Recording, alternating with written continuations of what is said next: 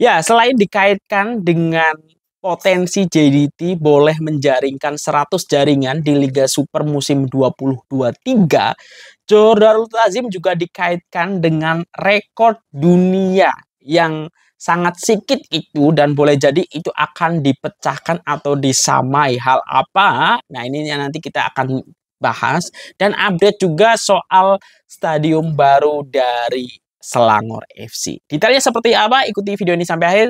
Selamat datang di JS Update. Ya, Assalamualaikum warahmatullahi wabarakatuh. Halo semuanya, semoga sehat-sehat semua. Ini masih di tanggal 17 Agustus 2023, yang mana ini hari kemerdekaan Republik Indonesia yang ke-78.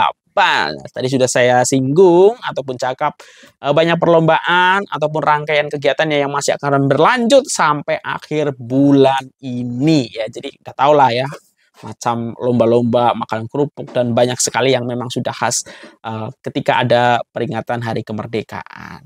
Oke, ini kembali akan kita cakap soal Johor Darul Ta'zim dan nanti ada update soal stadium baru dari Selangor ya. Kita tahu Johor Darul Ta'zim dari 20 perlawanan Liga Super Malaysia belum pernah terkalahkan, 20 semuanya diraih dengan kemenangan. Dan 79 jaringan hanya kemasukan 4 jaringan saja ya. Jadi produktivitasnya adalah 75 jaringan ya.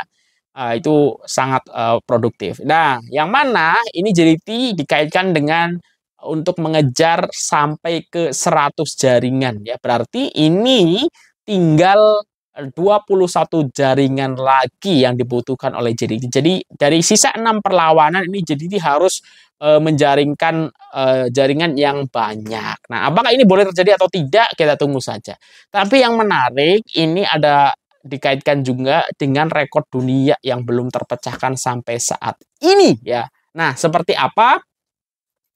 Ini didedahkan dari makanbola.com. JDT berpeluang catat rekor dunia terbaik sepanjang zaman. Udah rekor dunia sepanjang zaman, cuy.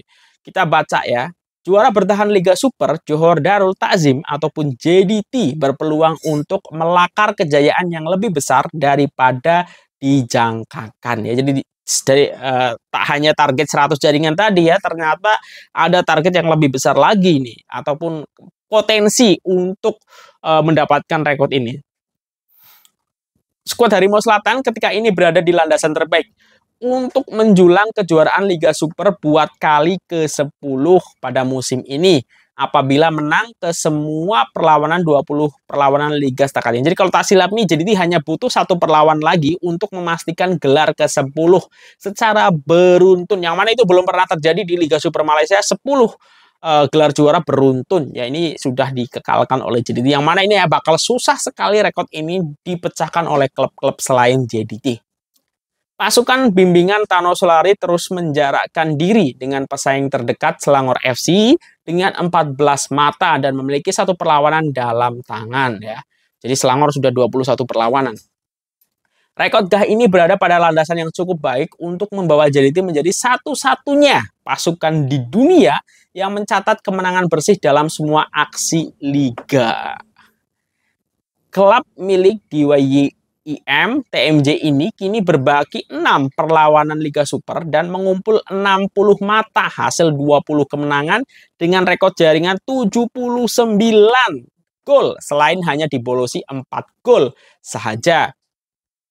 Kali terakhir sebuah pasukan yang berjaya menjulang kejuaraan Liga dengan mencatatkan semua kemenangan pada tahun 1898 sampai 99 oleh pasukan gergasi Scotland Glasgow Rangers atau dikenali sebagai Ranger FC. Jadi rekornya itu ya, itu sudah sangat-sangat lama ya. 1898, 1899. Ranger merekodkan 18 kemenangan dari 18 perlawanan pada musim tersebut dan bolos 18 gol dalam saingan liga. Rekor ini bagaimanapun hanya kebal dalam aksi domestik selepas pasukan tersebut tewas kepada Celtic dalam aksi final Piala Scotland.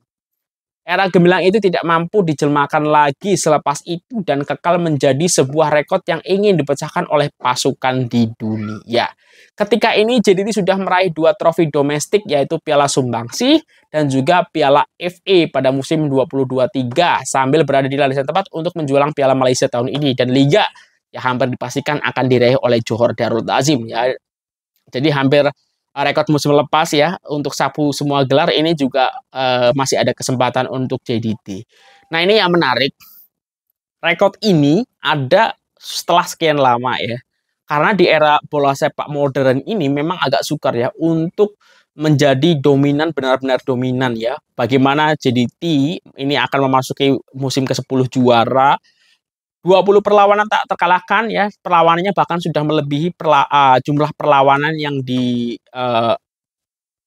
oleh Glasgow Ranger tadi ataupun Ranger FC ya yang hanya 18 perlawanan ini. Jadi masih ada 6 perlawan lagi ya JDT untuk mengekalkan rekor tersebut. Jadi ini bakal tercatat dan pasti banyak juga yang akan memberitakan apabila JDT boleh menamatkan kompetisi tanpa kekalahan, tanpa imbang ya, semuanya diraih kemenangan. Ini akan jadi luar biasa. Apalagi nanti kalau target 100 jaringannya itu juga dilampaui, itu sih luar biasa. Nah, apakah JDT mampu mengekalkan ataupun mendapatkan rekor tersebut? Ya, yang mana tentu efeknya baik ya. Ini akan mendapatkan banyak atensi dan tentunya tercatat dalam sejarah bola sepak. Apalagi di era modern ini ya, ada klub yang dalam satu musim konteksnya berarti 26 perlawanan tanpa kalah semuanya dimenangkan. Apalagi kalau boleh ditambah jaringannya itu boleh 100 sih, itu luar biasa. Nah, apakah JDT boleh mengekalkan itu nantinya menurut orang semua? Tulis di kolom komentar. Ini menarik untuk kita ikuti. Nah, selanjutnya ini soal Stadium Baru Selangor FC. Yang kita tahu ini desainnya mungkin selepas ini jadi akan menjadi stadium paling modern yang ada di Malaysia ya kalau sesuai dengan apa yang sudah direncanakan. Nah, ini aku baca dari makanbola.com. Stadium Baru Selangor FC dibina akhir 2023 ya. Proses pembinaan Stadium Baru Selangor FC Kompleks Sukan Shah Alam bagi menggantikan Stadium Shah Alam yang ikonik dijangka bermula pada penghujung tahun ini. Ini berdasarkan analisis yang dibuat penganalisis RHB Research ada Mohamed Rahim. Beliau menjangkakan pembangunan proyek bernilai antara 700 sampai 1 billion ringgit Malaysia itu dilaksanakan selepas pertukaran tanah dibuat antara kerajaan negeri Selangor dengan pemaju. Berakhirnya pilihan raya negeri PRN di 6 negeri yang menyaksikan pengekalan status quo meredakan ketidaktentuan politik yang membayangi sektor pembinaan selama ini. Melangkah ke depan, kerajaan pusat berkemungkinan akan mengukuhkan kedudukannya dengan bukan segala usaha ke arah melaksanakan program-program prasarana dan menjalankan agenda pembaharuannya. Kemajuan pembangunan proyek peringkat negeri mungkin akan bertambah. Proyek yang dibiayai kerajaan seperti pembangunan semula Kompleks Sukan Shah Alam mungkin akan mulai berjalan pada suku keempat ya, berarti akhir tahun katanya dalam satu noda penyelidikan. Perkembangan ini dilihat selari dengan matlamat kerajaan negeri yang berharap proyek ini dapat diselesaikan menjelang tahun 2026 ya. Jadi 24, 25, 3 tahun lah ya. Sebelum ini proyek Kompleks Sukan Shah Alam diselubungi kontroversi ekoran dakwaan kos sebenar proyek bakal mencecar 3,2 billion ringgit Malaysia. Bagaimanapun ia dinafikan sekarang oleh Menteri Besar Selangor Datuk Seri Amiruddin Sari. Malah beliau menjagakan pembinaan stadium baru itu hanya menelan kos sekisar 800 juta ringgit Malaysia hingga 900 juta ringgit Malaysia. Ini menarik ya. Kita tunggu saja semoga ini cepat terwujud ya sehingga ini akan meningkatkan kapasitas ataupun kualitas stadium yang ada di Liga Malaysia khususnya untuk Selangor sendiri. Nah, mungkin itu dulu. Menurut korang ini akan tepat waktu tidak? Tulis di kolom komentar. Kalau ada kesilapan aku mohon maaf. Wassalamualaikum warahmatullahi wabarakatuh. Dah.